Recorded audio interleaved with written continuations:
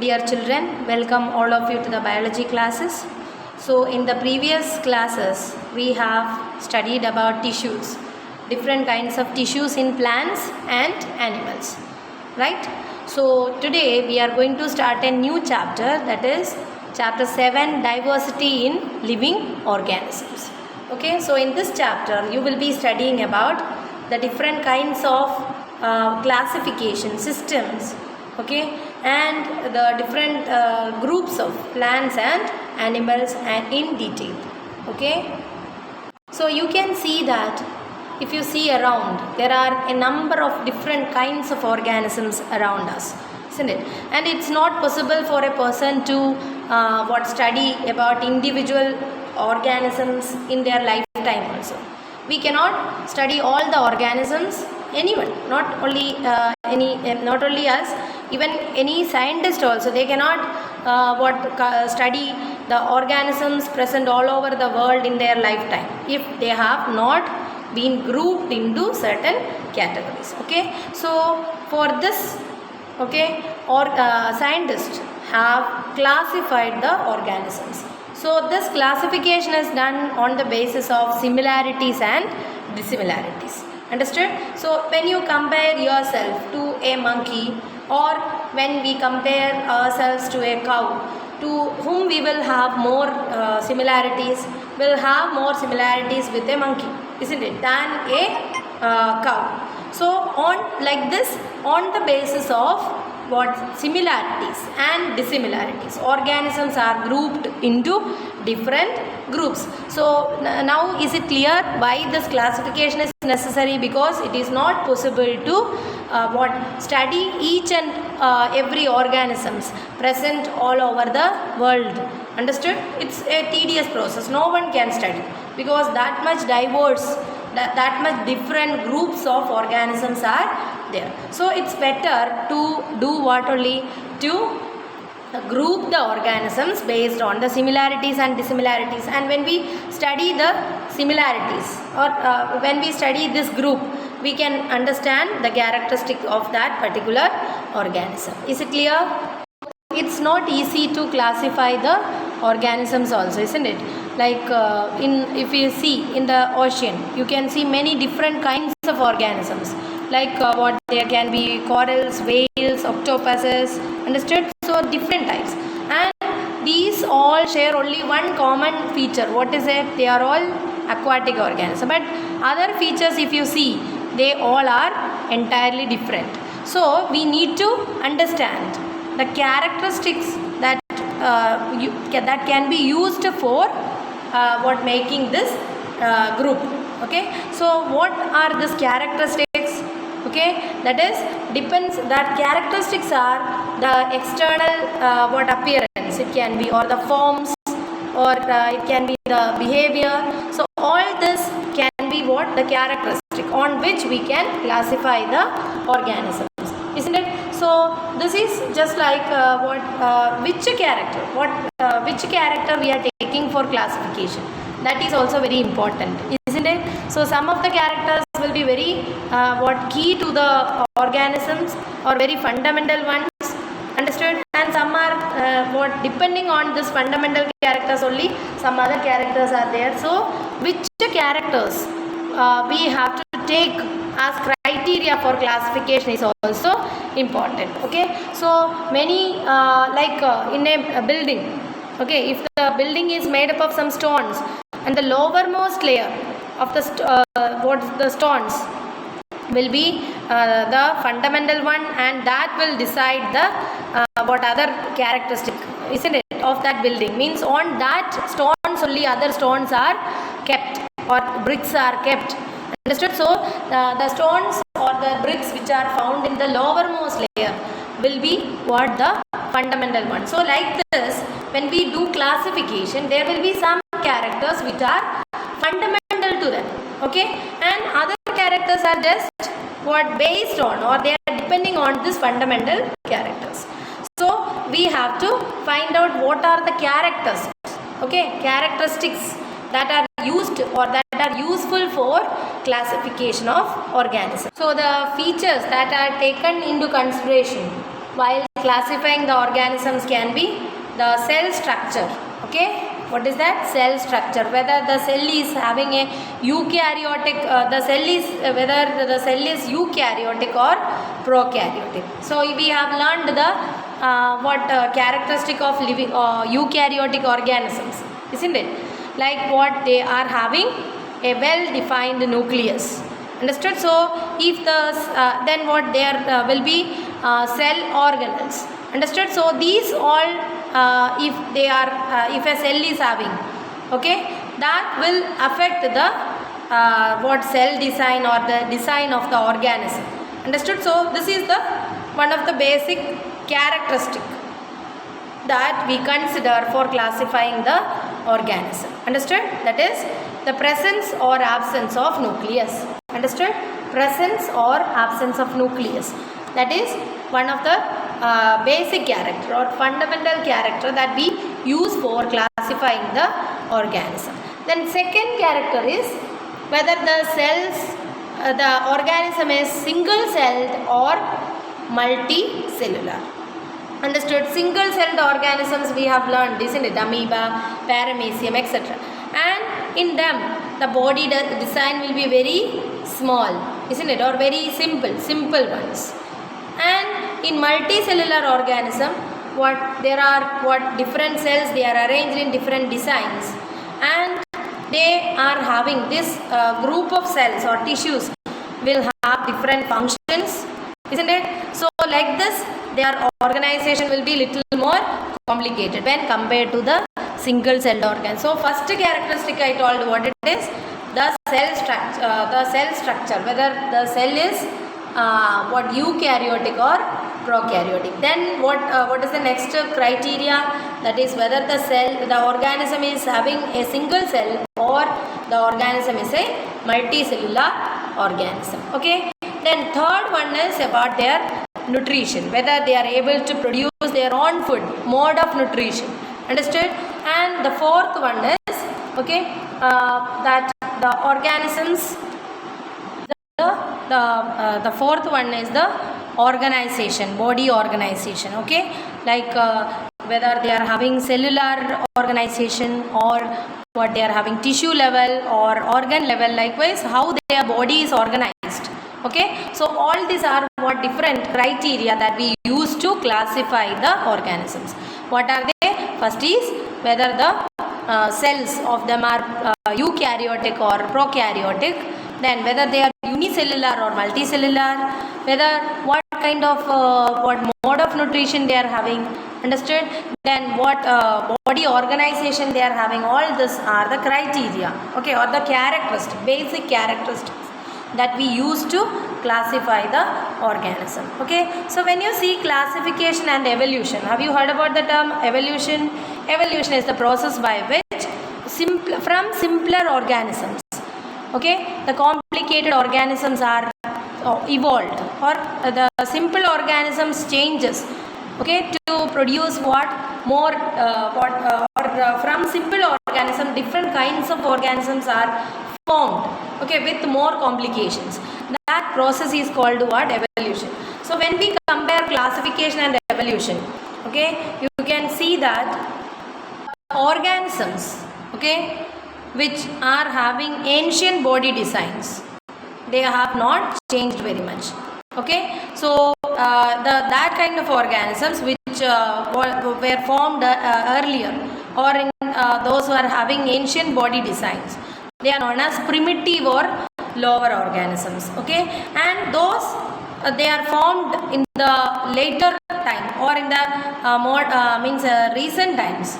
They are having what advanced, okay, body structure or characteristics, okay, and they are known as advanced or higher organisms. Understood? So you can say that some are older organism and some are younger organisms. Understood? And the older ones will have the simple body designs, and the simple body designs is getting what complex as they they grow, means during the evolutionary time, as the evolutionary time happens, or as evolution happens to them, their body designs will become more complicated, and that is what the organisms which are found recently or they are formed recently, they are having more complex structures. So according to Charles Darwin, okay, Charles Darwin, have you heard? He is known as the father of evolution. Okay, Charles Darwin, he said that what the organisms, okay, or the life forms which we see today, they have evolved by the accumulation of changes in the body design, okay, and that change in body designs helped them to survive better, and now what they have evolved as new organisms. Understood? So when classification and evolution, when you compare, what you can understand, the organisms with basic body designs or which are found in older time, and from them you can see some changes occurred, and these changes, when they accumulated for many years or many generations, that resulted in the change in the body design, or that body designs become more complicated. So what I told is, till now there are number of diverse type of organisms in the world, and it is not easy to study one by one. So what we have to do is, we can classify the organism and we can study the common characters of organisms. Understood? And for this we have to take certain basic characteristic or criteria. Understood? And this criteria can be what like cell structure, whether they are prokaryotes or eukaryotes, then what the mode of nutrition, whether they are unicellular or multicellular, their body organization, all this are the criteria on which the organisms are classified. And I told, when we compare the classification and evolution is a process by which changes accumulate in organisms, and that will lead to the formation of new organisms, or simple organisms will get changed into new types of complex organisms. Understood?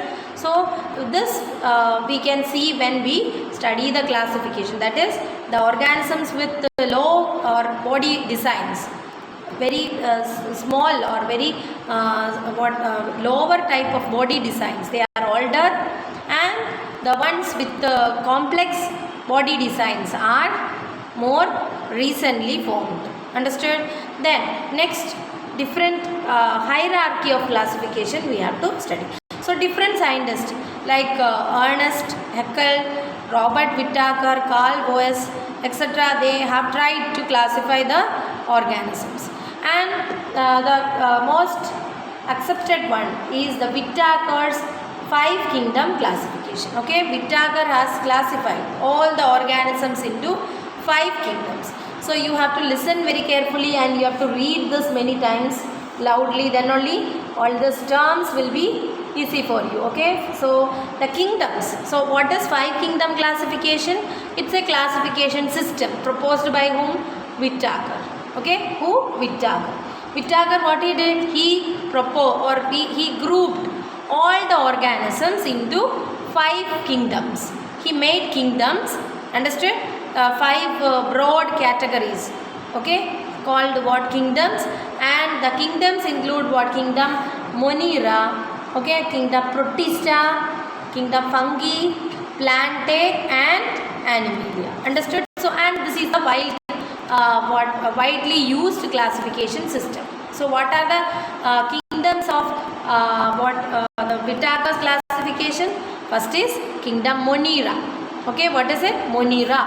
Understood? And then second is the Protista, okay, Fungi, then Plantae and Animalia. These are the different kingdoms proposed by Whittaker. Understood?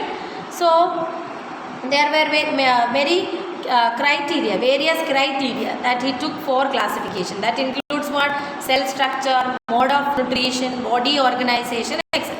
Understood? And then Woese, he had classified the kingdom Monera into Archaebacteria and eubacteria. These terms, it will be little bit difficult for you as you are hearing for the first time. Okay, you read it once and tell it 2 times loudly, 3 times loudly, so that it will be very familiar to you. Okay, so what are the kingdoms proposed by Whittaker? Monera, Protista, Fungi, Plantae and Animalia. Understood? And this classification he has done on the basis of different criteria, or on the basis of what their cell structure, mode of and source of nutrition and body organization. Is it clear? Then this what kingdoms were divided into, or they are grouped into various levels, like what kingdom. The first one is kingdom.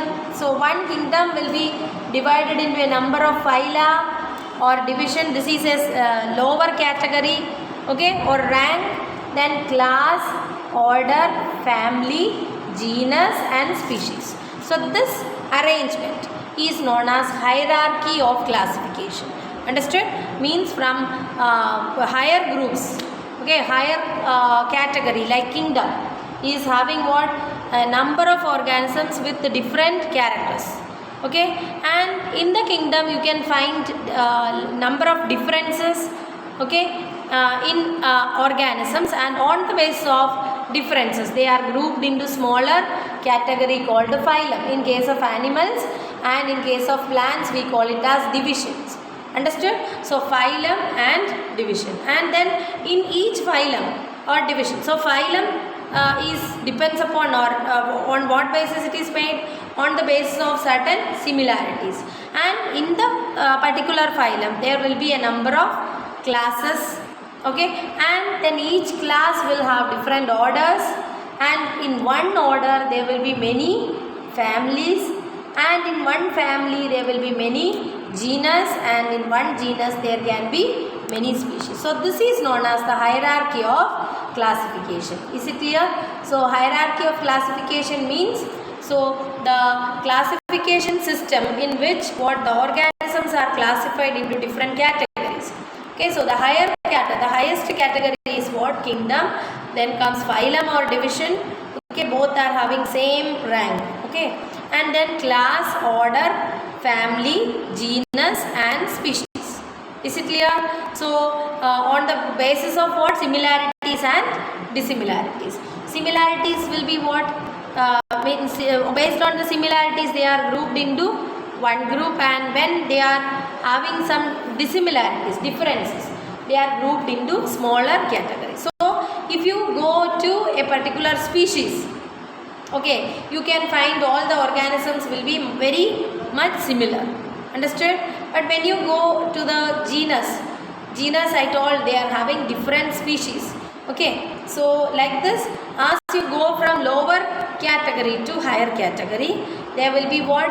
Differences. And when you go from higher category to lower category, the organisms present in them will be showing more similarities. Is it clear? So this is the hierarchy of classification. You have to study this: kingdom, phylum or division, class, order, family, genus and species. So the basic unit of classification is species. What is the basic unit of classification? It's species. Okay, species is the basic classification unit. So what is species? Can you give an example of a species? Human being is a species, isn't it? Homo sapiens. In that, sapiens is the species of the genus Homo. Okay, so species, how can you define?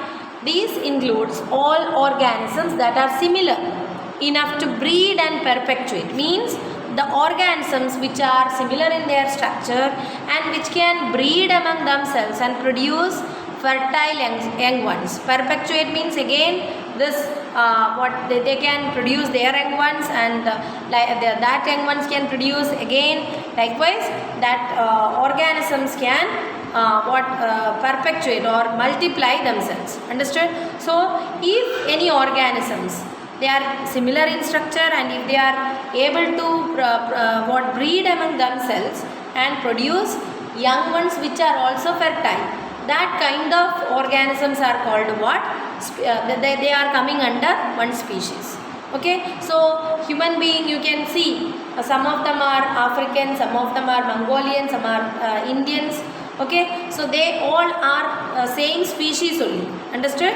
And if you see mango plant, Mangifera indica, isn't it? So all the mango trees, you can find a number of varieties of mangoes, isn't it? But all of them will be coming under same species. So till they are able to what breed among themselves and produce fertile young ones. Is it clear? So this many species, they shows some similarities. So the species which shows same or similar characters, they will be grouped in a bigger category known as genus, and many genus, okay, they shows certain similar characters, they will be grouped under another higher category known as family, and many families that shows similar characters, okay, they will be grouped together in one order, okay, and many orders will be grouped under a class, and many classes which shows the similar characters will be put in another higher category known as phylum or division, and different phyla which shows some characters, okay, or similar characters, they are grouped under a bigger category known as kingdom. Understood? So this is the way by which classification is done, and there exist different types of or systems of classification. Okay, so I told Whittaker has classified all the organisms into 5 different kingdoms, and each kingdoms will have what different phyla or division. Okay, then each phyla or division will have different classes, and each classes will have different orders, and different orders, each order will have different families. Okay, like this a hierarchy is made, and there are different systems of classification following this hierarchy of classification. So this much I hope it's very clear to you. Okay, so this topic is little bit new, understood? Here what we are trying to do is classifying the organism. I told what is the need, what is the criteria, and I told what are the who are the scientists who tried to do this classification, and Whittaker's 5 kingdom classification. I told what are the different kingdom Monera, Protista, Fungi, Plantae and Animalia. Okay, and further this kingdom is classified into different subgroups or categories at various levels in the hierarchical order from species, genus, family, order, class, phylum or division and kingdom. Is it clear to everyone? Okay, we'll study the next topic in the next class. Thank you very much.